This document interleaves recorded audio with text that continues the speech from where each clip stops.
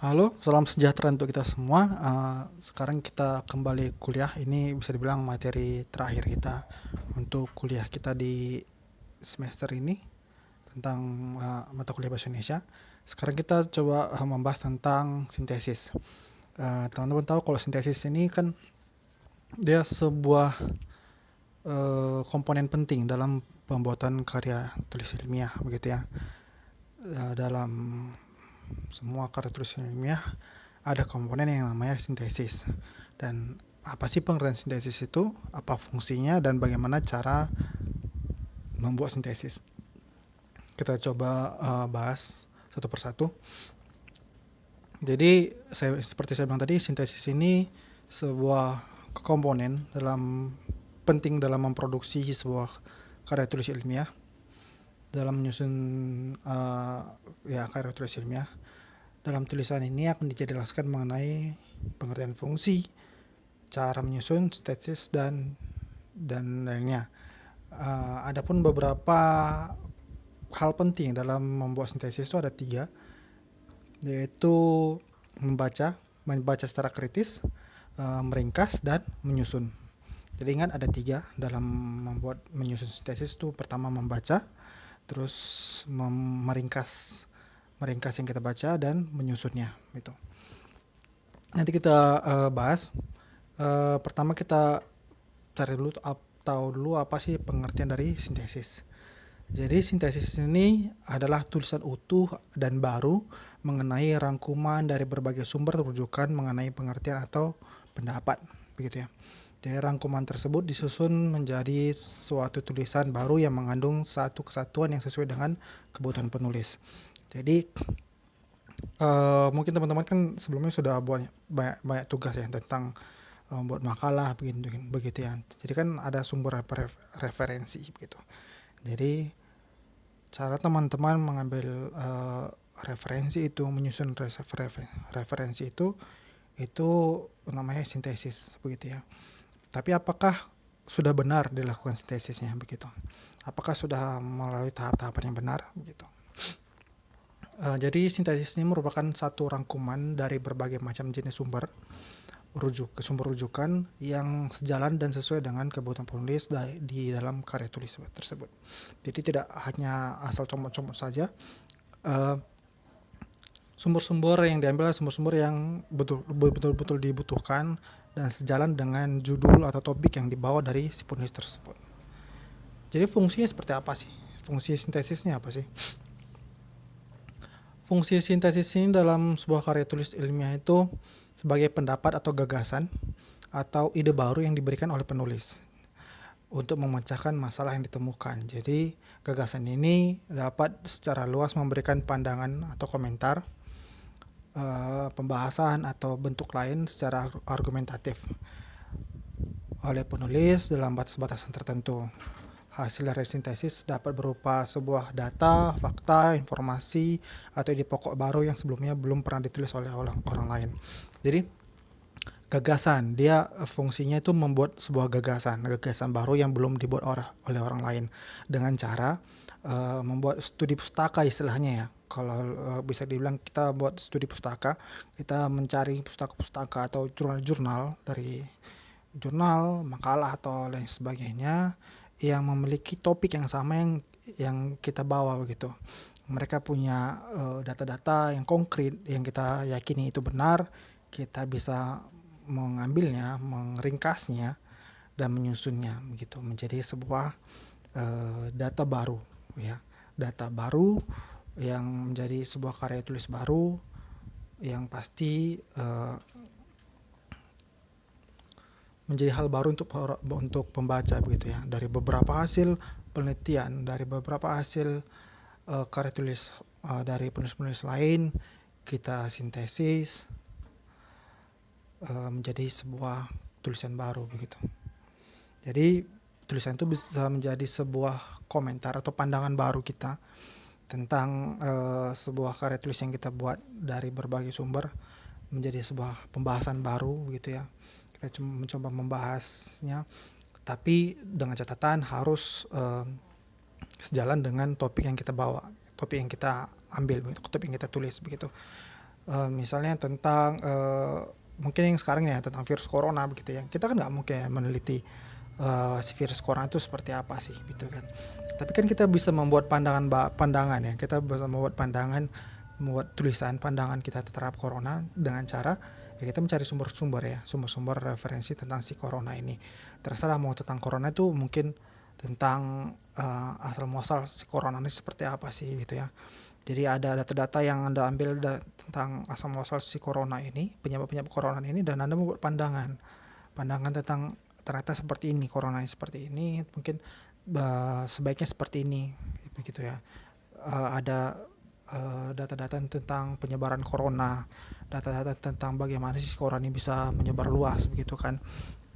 Dari data-data tersebut bisa Anda buat pandangan bagaimana kita mencegah memutus rantai si corona tersebut begitu. Itu kan sebuah gagasan gitu ya, sebuah ide pokok gitu. Ya mungkin orang lain sudah memikirkannya tapi belum ditulis begitu ya. Syarat pembuatan sintesisnya seperti apa? Jadi ada beberapa syarat. Pertama tuh penulis harus objektif dalam mengutip pendapat ahli gitu ya, harus objektif. Yang kedua tuh penulis harus kritis terhadap sumber rujukan. Nanti kita coba cari tahu yang kritis ini seperti apa sih gitu ya. Yang ketiga itu penulis dapat membentuk dan mempertajam sudut pandangnya. Yang berikutnya penulis harus mencari kaitan antara sumber rujukan. Jadi rujukan lain dengan rujukan yang lainnya itu harus ada keterkaitannya begitu ya. Tidak langsung comot-comot begitu ya, harus ada keterkaitannya. Yang terakhir itu penulis mencari bagian dari sumber rujukan yang sesuai dengan kebutuhan karya penulis, karya ilmiahnya. Jadi ya seperti saya bilang tadi, tidak asal comot-comot saja, ambil yang sesuai dengan kebutuhan begitu. Cara membuatnya seperti apa?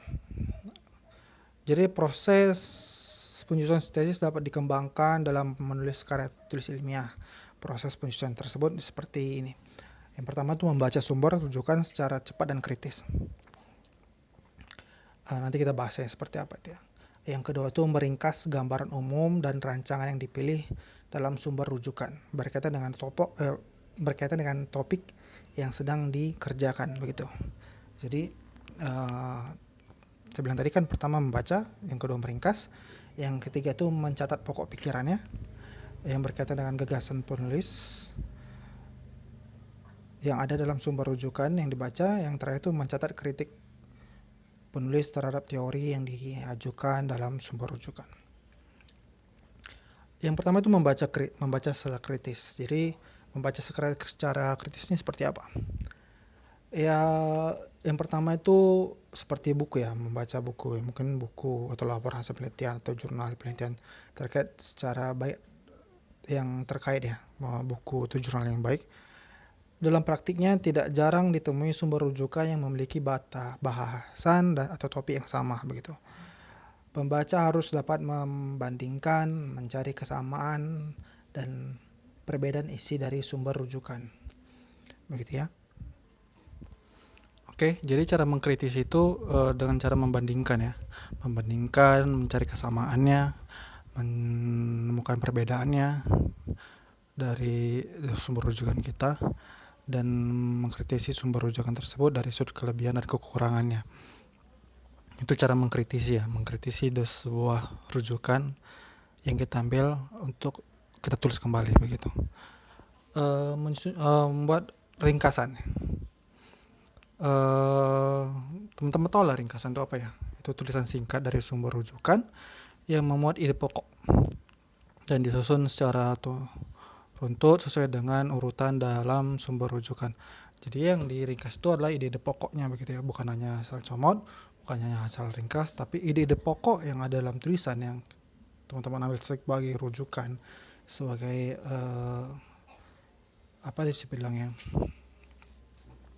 data primer ya teman-teman gitu ya kan, untuk membuat data sekundernya begitu.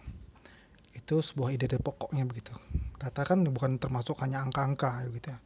Data itu bisa lain selain angka, bisa fakta-fakta gitu ya, itu sebuah data juga. Setelah diringkas lalu disusun, menyusun iktisarnya. Menyusunnya itu merupakan sebuah tulisan singkat yang berisi ide pokok dari beberapa bab. Jadi setelah diringkas, setelah itu disusun ide pokoknya apa aja, tapi jangan lupa mencantumkan sumber referensinya itu apa aja. Biasakan di akhir kalimat itu kan ada sumber referensinya. Nama seseorangnya, lalu tahun penulisannya itu tahun kapan, seperti itu. Yang terakhir itu membuat daftar pustakanya.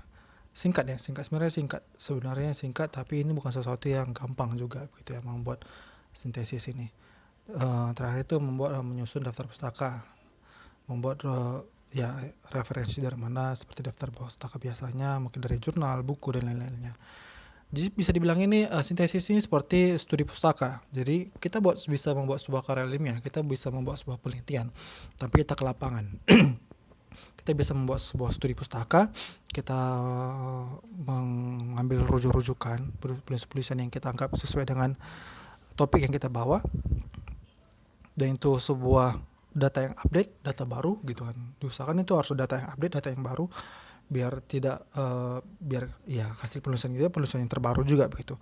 Pendapat yang kita ambil juga pendapat yang terbaru menurut kita begitu kan. Mungkin nanti setelah ditulis, setelah dicetak, mungkin setelah dipublish, mungkin ada beberapa kritik dan saran, itu biasa, itu nggak apa-apa. Jadi bisa dibilang nih sintesis ini bisa bilang studi pustaka membuat sebuah pandangan baru, membuat sebuah karya tulis baru sesuai dengan yang Anda yakini itu benar begitu. Nanti juga bakal dikritisi sama orang lain, itu hal yang wajar dalam sebuah karya tulis ilmiah. Mungkin itu saja, mudah-mudahan semua sudah paham. Nanti kalau ada yang mau ditanyakan bisa tanyakan langsung ke WA saya, dan setelah ini kita akan ada UAS. Terima kasih.